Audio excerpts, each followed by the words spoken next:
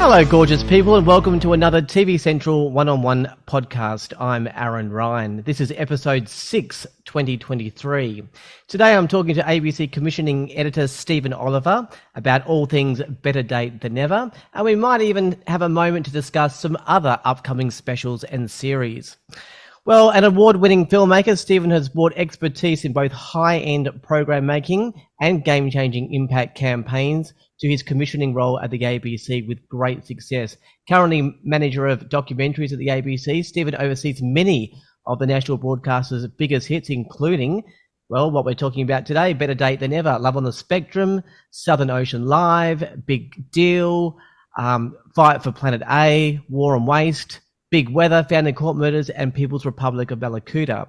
Stephen is passionate about telling stories with real world impact and has headed up several groundbreaking shows around climate and the environment for the ABC. He believes in the power of storytelling to change the world and is always looking for talent, innovation, and boldness to jump off the screen and into people's homes. Well, isn't that fantastic? Stephen Oliver, thank you for joining me here at TV Central. Hi, Aaron. Good to be here. Well, let's start with a bit of education about your role at the ABC. What exactly does a commissioning editor do in and day out? Good question. I mean, commissioning editor is a bit of an industry term, isn't it? It's basically, it's a privilege type of job, really. I'm one of the people in our team at the ABC that helps decide which of the ideas for documentaries and factual programs we end up funding and commissioning and putting on air for the ABC. So we get a lot of ideas that come through from independent producers. So I kind of work in the factual and culture department, and within that in kind of documentary and factual TV content and digital content increasingly as well, across other platforms. But mostly we work with independent producers who make shows outside the ABC for us. So we commission them, we give them what's called a license fee, and they make the film under our kind of editorial guidance and supervision. So it's a really fantastic, lucky job. It comes from, I come from a filmmaking background, so I have spent many years, 20 years or so, pitching my ideas to people like me, people who were doing the job before me at the ABC and other broadcasters. So it's a kind of really interesting poacher turned gamekeeper type of role, where instead of being the one trying to drum up ideas and pitching them, I'm now listening to the ideas and helping decide which ones we make. And, that's a big responsibility when you're dealing with taxpayers' money, which is what the ABC has to spend. So we're not in the business of making content to, on the back of advertisers who want to kind of put their products on network. We just have a budget in the government and we decide how best to spend it. So it's a responsibility and a privilege, but it's really rewarding and really fun. Is there anything that comes to mind straight away which shows that, I'm talking about either way, either that you commissioned and then it just didn't turn out the way that you thought it was or wasn't as successful, or the other way around, that you sort of passed on a project and it went somewhere else and was successful somewhere else? Oh, it's a good question. I mean, we don't have a 100% hit rate, and nor does anybody. Otherwise, you'd be kind of like a, billionaire. But obviously you learn from experience what shows you think will resonate and what shows won't. I mean, for example, Better Date Than Never, our fantastic new dating show that we're doing, came from the makers of Love on the Spectrum. And that was a really fantastically successful show about dating that's done in the ABC style. So, when they came along with the Better Date Than Never idea, which was to do dating for people not just on the autism spectrum, but all walks of life, people who've just had no dating experience or very limited dating experience for a variety of reasons, that it's an informed decision that that's a show that's going to work. It's made by really experienced and talented filmmakers who have had successful shows on the ABC before, and the style of the show is similar to Love on the Spectrum, so there's an audience out there. So a lot of your decisions are not sort of stabs in the dark. The who is making it or pitching it is almost as important as the what is the idea, because there can be a fantastic idea, but if you don't have the skills or the ability to execute that idea, it's almost worthless. So Yeah, there are shows that have worked better than others. I think that's completely normal, and we're always, finding those shows that have public value. That's a really important thing for the ABC. It's not only about ratings. I guess that's what I was referencing with other commercial networks where they have to sell advertising space. So the ratings are kind of the be all and end all. For us, that isn't the case. We obviously want people to watch, so ratings are very important. But we also want to make shows that have public value, that make a contribution to the cultural life of the country. So, you get some of those right, you get some of those wrong. Sometimes that means that you get a smaller audience, but the audience that has come to the show is more committed and more passionate and are really, really into what you're doing. And that's really valuable as well. So, yeah, there are some shows that have worked better than others, but it's a constant sort of work in progress. We like to think we're kind of motivated by the numbers and the data, but we're not married to them. We're not married to the data. We're just motivated by it because there are other considerations that come in. So sometimes you put a show on at the wrong time of year, or it gets swamped by some other channel that's got one of their huge kind of juggernaut reality shows that just sort of is dominating the airwaves. So timing of when the show goes out is also really important. So there's a whole load of things that go into those decisions, and you get some right and you get some wrong. Yeah. So this position that you do, the commissioning editor job, what path led you to this position? Where were your passions before this that actually led you to this role? Well, as I said, I was a filmmaker, and I was trying to tell stories that I guess I'm now looking to commission, stories that do have a public value, that make a contribution, that are both entertaining and educational, but they don't feel like homework. They're not preachy. They're not telling you what to think. They're just hopefully leaving you with thoughts and interesting insights that then sort of spark you to go off and do your own, think about things in perhaps a new way. So I was making films.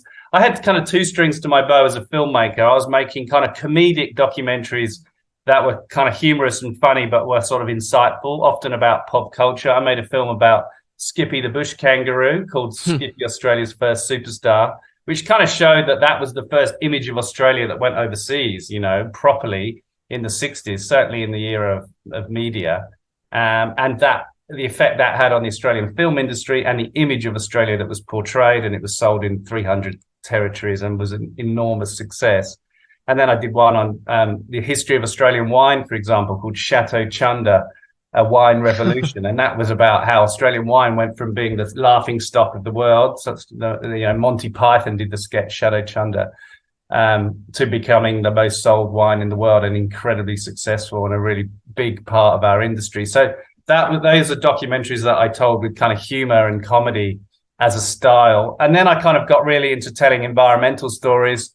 I got pretty passionate about trying to communicate climate change in a clear and non-fear-mongering, non-politicizing way, and what we can all do to be part of it, including, what we can do at home in terms of our food. I did a show called What's the Catch about seafood and how we keep eating the same species, but we don't even know about it. And sometimes you buy fish and chips and you don't even know what species it is. And it could be an endangered species of shark if it's sold as flake. So I kind of got into these kind of documentaries where you empower the audience with knowledge that they can then go out and feel good about making some changes perhaps in their behavior. So impact campaigns became a really big part. Like you tell a story, you move people emotionally with the storytelling, but what does that actually do once people have been moved? What can they do about it? If you provide them with things that they can do, organizations they can join, I think we try and make, instead of Netflix and chill, we like to say ABC and act. You watch the ABC, a show like Fight for Planet A, for example, or War on Waste, and you actually have some tools that you could use to galvanize your community, to change behavior, to reduce your waste, to reduce your carbon emissions, whatever it is. It's sort of empowering people to, hopefully think a bit differently about protecting our planet and living a life that's more sustainable and better for everyone. Wow. Well, let's jump into Better Date Than Never now. Let me ask you first, did this come out organically as the next project after Love on the Spectrum? As in, like, did the Spectrum success dictate a discussion on what the next project would be? Or would we be seeing Better Date Than Never anyway? Good question. It's almost impossible to answer that because, would we have seen Better Date Than Never anyway? Maybe not. I mean, it did come from discussions after doing 2 seasons of Love on the Spectrum that Northern Pictures, the production company, made for us. Both were extremely successful. We felt we'd really tapped into something around the tone of the show, the kind of warm, inclusive, supportive, but not kind of too earnest tone of Love on the Spectrum, where it was funny in a way that you laugh with the participants but not at them. And that was a really important thing that we wanted to talk to Northern Pictures about, how we could continue that.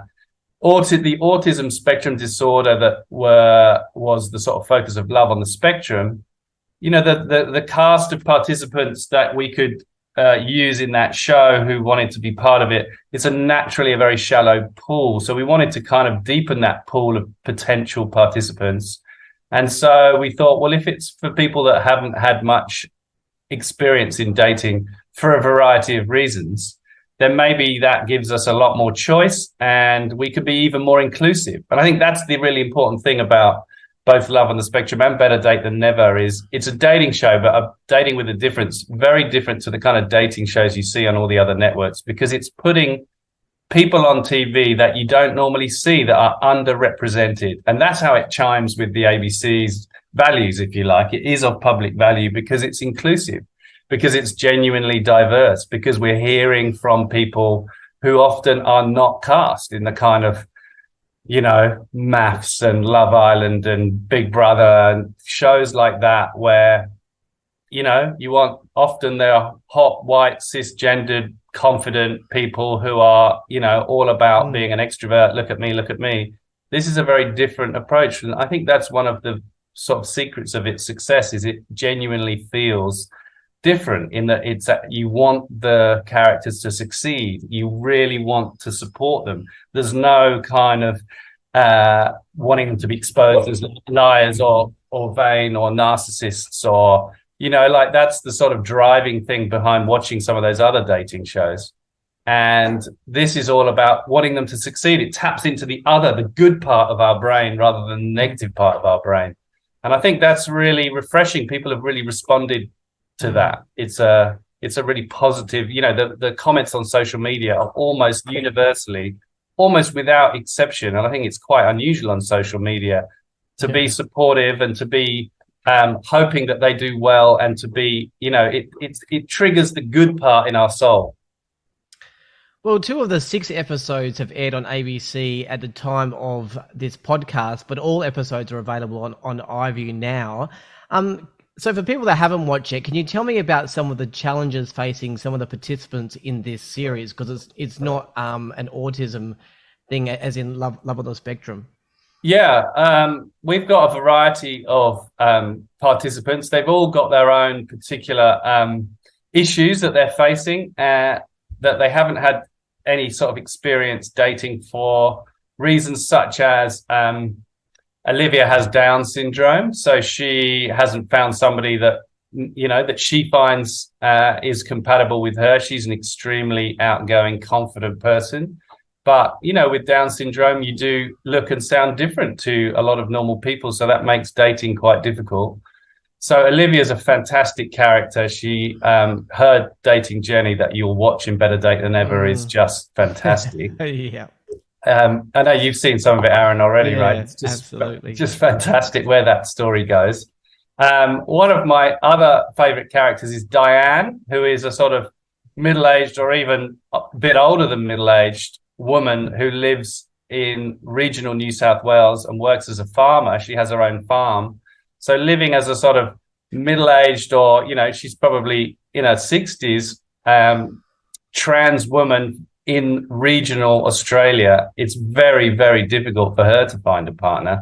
So she's just never been able to find somebody compatible. And I think watching her embark on her dating journey as Diane is extremely rewarding and moving. And I think she'll be an incredible ambassador for trans people and beyond. She's just a wonderful, warm character. Then there's Charles, who is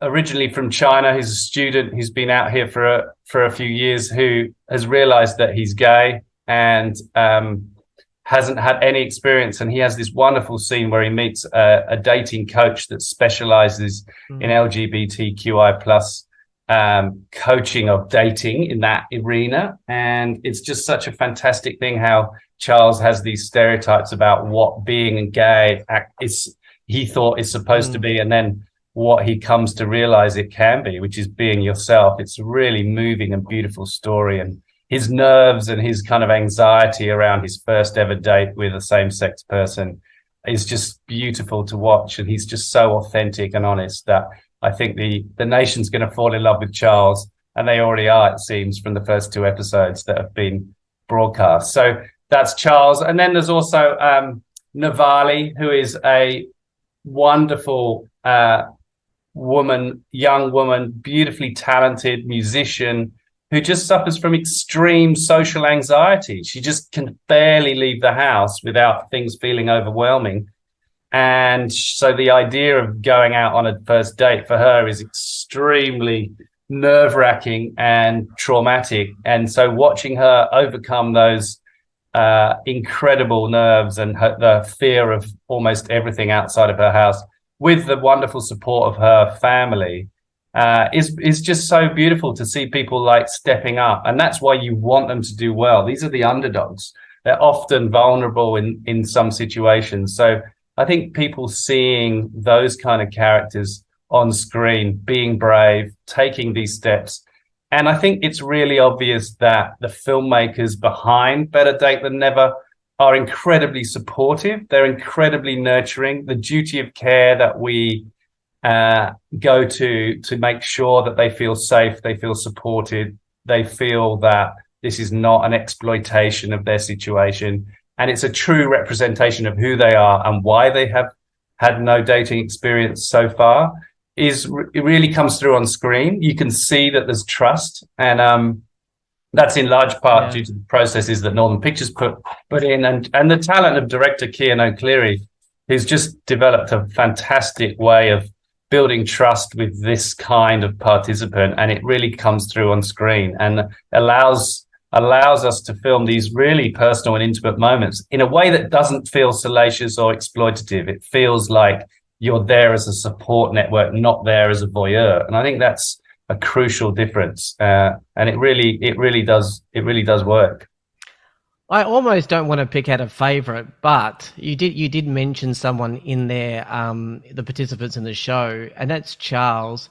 He's adorable, but he's actually really witty as well, isn't he? I mean, he's very nervous during his dates, but when he's actually speaking to camera and with the relationship expert, he's very, very witty guy, isn't he? Oh, Charles is extraordinary. I mean, there is this one line that I just think is actually astonishing, where, you know, he faces up to a situation that didn't go particularly well for him, and he's asked how he feels about it. And he responds after a long, thoughtful pause. Maybe I won't give it away because you've got to watch it. But the line he comes out with in response to, you know, a challenge is just, I don't believe any drama scriptwriter could come out with a better line. It's the most beautiful, thoughtful, optimistic, but kind of I don't know how to describe it apart from it's something that only someone like Charles could come out with. He's just so authentic. I think that's the thing. There is nothing fake about Charles. He is somebody who is doing his best, and you see that authenticity, that sheer honesty. And I've met him in person, had the benefit of meeting him in person when he came in to do some publicity interviews at the ABC. And he's just exactly the same, of course, as he is, as you see him. He is just so kind and thoughtful and loyal. So I think people are going to absolutely love watching Charles as he goes on his dating journey. And also, he doesn't have that kind of he's nervous and he's sort of worried, and that manifests in some quite strange outbursts that he then acknowledges himself. He comes out with some questions when he's had his coaching from his coach about what to say on a first date, just so that he can have some pointers. And he sort of goes off script and comes out with some sort of really strange questions that he then kind of acknowledges. I don't know where that came from. I don't know why I asked that question, but he's prepared to have that kind of inner monologue on screen in a way that other dating shows never have. You never hear them actually reflect on things they did wrong or could have done better. It's all about putting up that front. And I think that armor, there's no armor there. It's all honesty and authenticity. And I think that's a really beautiful and rare thing to see on TV. Oh, for sure. Can I ask you about the people they actually date? Where are they sourced? How did you find these people to match with the participants, and what did they know about the challenges of the participants? That's a good question. But essentially the answer is there wasn't a kind of two-tier casting process whereby we were trying to cast the main characters and then trying to cast the people they date. We were just casting for people to participate in the show. So it wasn't like you applied to be one of the datees or anything. It was just, would you like to participate in this new show? And then the production team at Northern Pictures went through all the submissions and had, the casting is, of course, crucial in this show, and it's a huge amount of time and effort is spent talking to people on Zoom or on Skype and on the phone, and then actually going to meet them in person, meeting their families, their support network, and really finding out if this person would be able to, give that level of trust that is required. So I guess the people they date come from that same pool of people who requested or submitted or applied to be in the show. So it's a large pool, and then only four or five of them actually are the A characters, and then we have what we call the B characters, which are those that come on and date them. And then it's a matching process, and we have a team of people in Northern Pictures who go, this person might be perfect for that person. We're trying not to be it's not a matchmaking show. It's about the dating journey of the key participants and what they learn about themselves and the kind of person they might want to date. It's not a matchmaking show where you go, would this person work with this person? It's not quite like that. It's more like it's a character profile piece on the main participants and the journey they go on to discover who might be compatible for them. So those datees are, they're treated to the same kind of support and duty of care that we do with the main characters.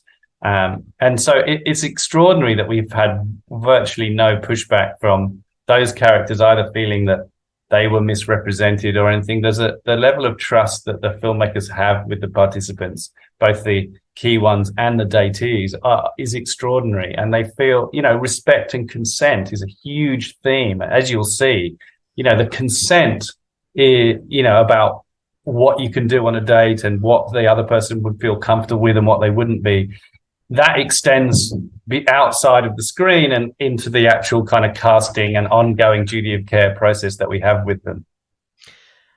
Look, this is probably the only tricky question I have for you, and it's just an observation that I had. But the datees that were in the show, I was wondering if any of them were perhaps actors, because there was just a couple of them, only a couple. I think the first dates were maybe Charles and Navali. They just didn't quite seem genuine. Was that just like my personal thoughts on that, or is there a possibility that some people went on the show because it's an acting role as well, or is that just not possible? As far as I'm aware, there's absolutely no actors involved at all. That's not something that the ABC would condone or approve. So no, I don't think they're actors at all. I'm almost certain that they are not. There's no indication to me. I think that's just, I think sometimes when the casting is so good, with, like I was saying, some of those lines that Charles comes up with, it would be impossible for an actor to come up with those kind of lines. It would be impossible for any writer to write them. I think, perhaps because the datees have less focus and less lines, you can imagine that the sort of shorter responses are the sort of responses that you might write if you were writing a drama. But no, there's no actors that we specifically make sure that we don't ask for actors. This is not the kind of show that the participants are going to go off and get some, deal with L'Oreal or, any other brand after being involved. So no, as far as I'm aware, and I'm pretty certain there are no actors involved at all. No. It might have just been a case of the second dates they had and the ones they ultimately stayed with or were with for a longer period of time were just, I don't know, were just fantastic. And it was just a reflection on their first dates. But anyway, the show is a reflection of everyone's dating experience, sometimes good, sometimes bad. Sometimes someone likes, the other more than the other person likes them. There's happily ever after, and then there's broken hearts. The show reflects all of these things. I'm quite an emotional person and would feel sorry for anyone being rejected.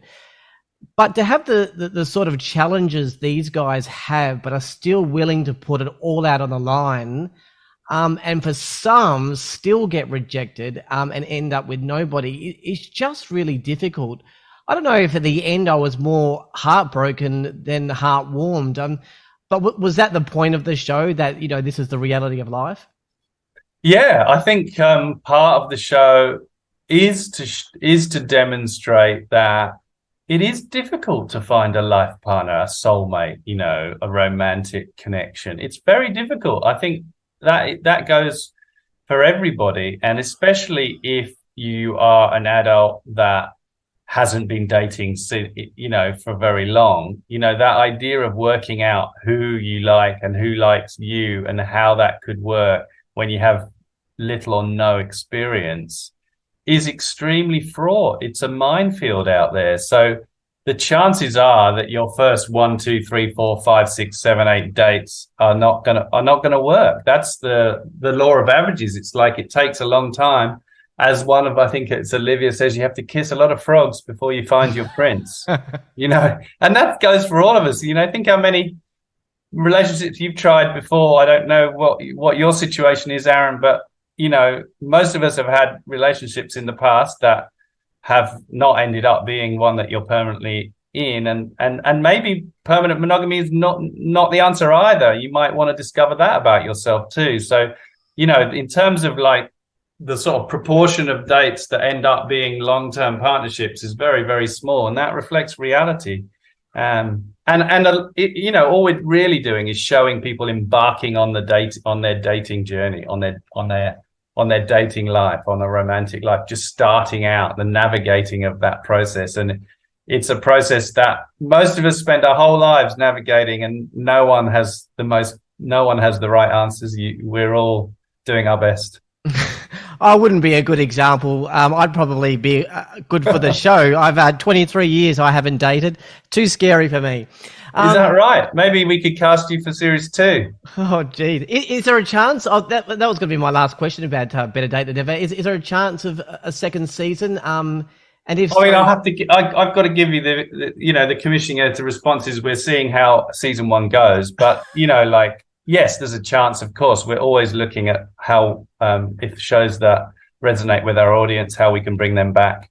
Like some of our other shows that might get to mention, like War on Waste, we're bringing that back for a 3rd season this year. So yes, it's definitely a chance. And I think it's the kind of content that we're very proud of at the ABC and that other networks aren't doing, and is finding an audience and is of public value. So we're certainly looking at the potential of further series. You're involved in a whole heap of other shows coming up this year, or are already on. Australia's Wild Odyssey. You mentioned War on Waste is back. Back in Time for the Corner Shop. The Black Hand, that looks really good as well. I'll let you touch on some of the shows that you're most excited about for this year. Yeah, thanks. It's great to be able to talk about some of our other shows. I'll start, we have a big focus this year on natural history and wildlife and our connection to the natural world. And that's something that's close to my heart. I love, I started my career in Bristol in the UK, which is the center of natural history filmmaking and where David Attenborough made all his shows at the BBC. So I'm really passionate about new ways in which we can engender and foster a love of our natural world. There is a biodiversity crisis going on, an extinction crisis. Australia is at the forefront of that. We're losing huge numbers of species at a rate that we haven't seen before, with habitat loss and destruction and climate change and human impacts, human interventions on other species. So that's a big focus for us this year. Yeah. And Australia's Wild Odyssey that launched last week at the same day as Better Date Than Never, it's just afterwards at 8:30, is a beautiful series that follows a first series from the same filmmakers. Wild Pacific Media is the production company. And a couple of years ago, they made Australia's Ocean Odyssey for us. That was the real life story of Nemo, Finding Nemo, the EAC, the East Australian Current that runs down the east coast of Australia. We told the true kind of story of that current. And now Australia's Wild Odyssey continues the story of the flow of water, but over land in rain and rivers and gorges, and the connections that there are, the interconnectedness of species across the Australian landscape. It has some of the most stunning cinematography I've ever seen on the ABC.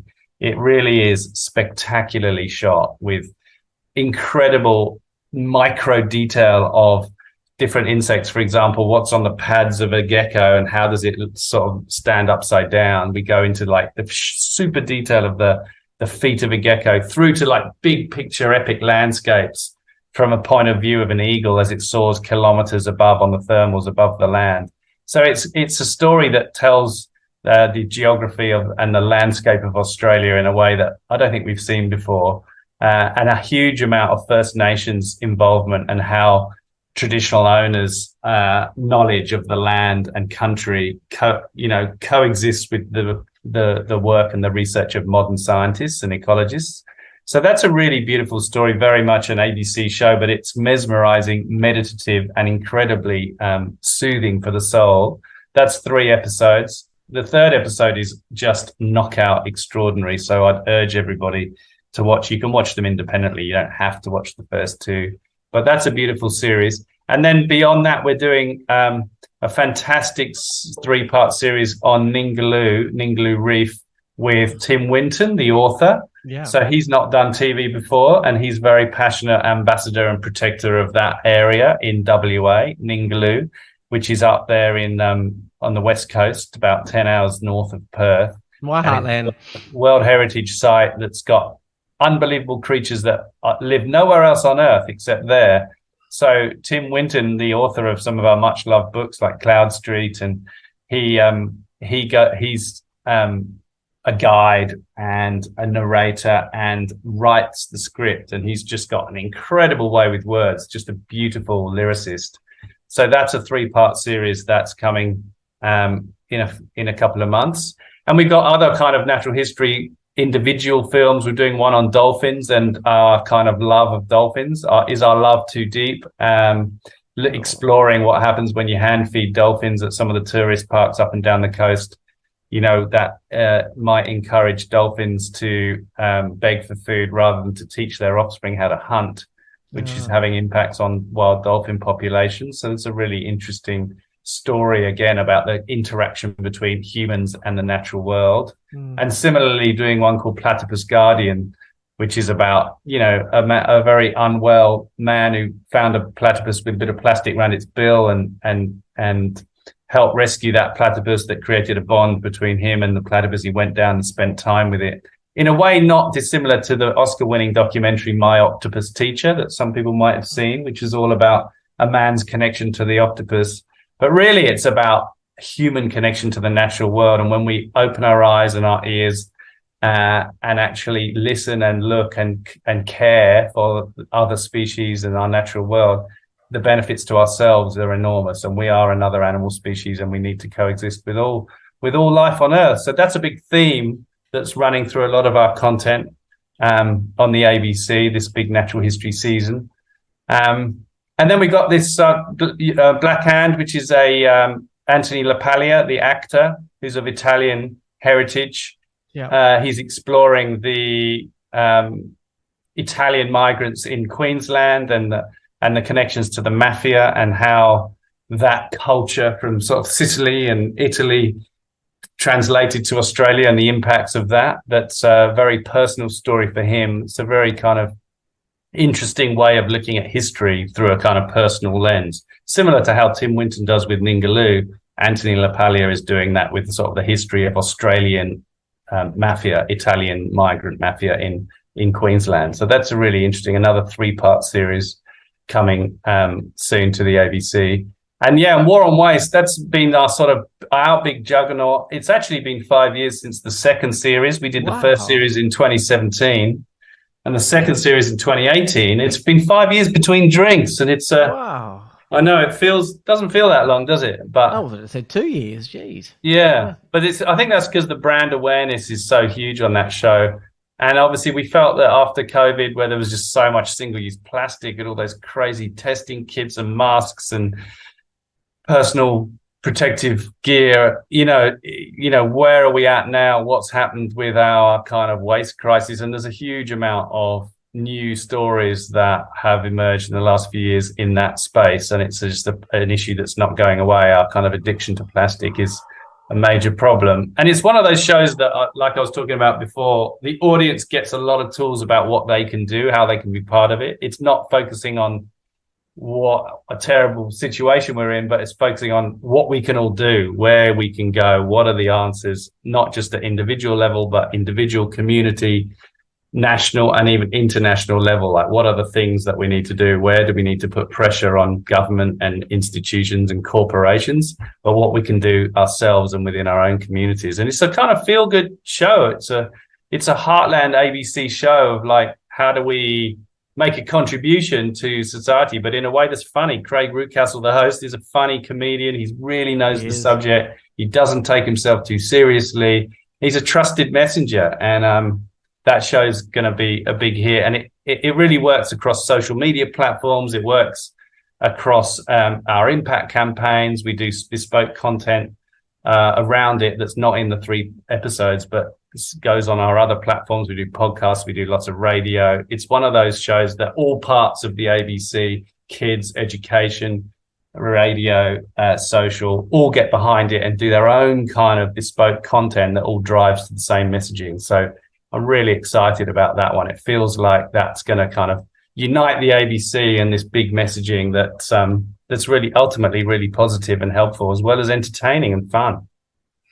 Well, what a big year coming up, Stephen, on the ABC. I think it's really special the ABC is there to tell stories in sections of the community that just aren't represented, including with our own beautiful wildlife as well. So great job, and thank you for joining me, and look forward to all of the shows in 2023. Thanks, Aaron. Really appreciate the chance to come on, and keep up your good work too, telling us about all the great TV that's out there. Thank you. Stephen Oliver, commissioning editor at the ABC and exec producer of so many of the shows that we love.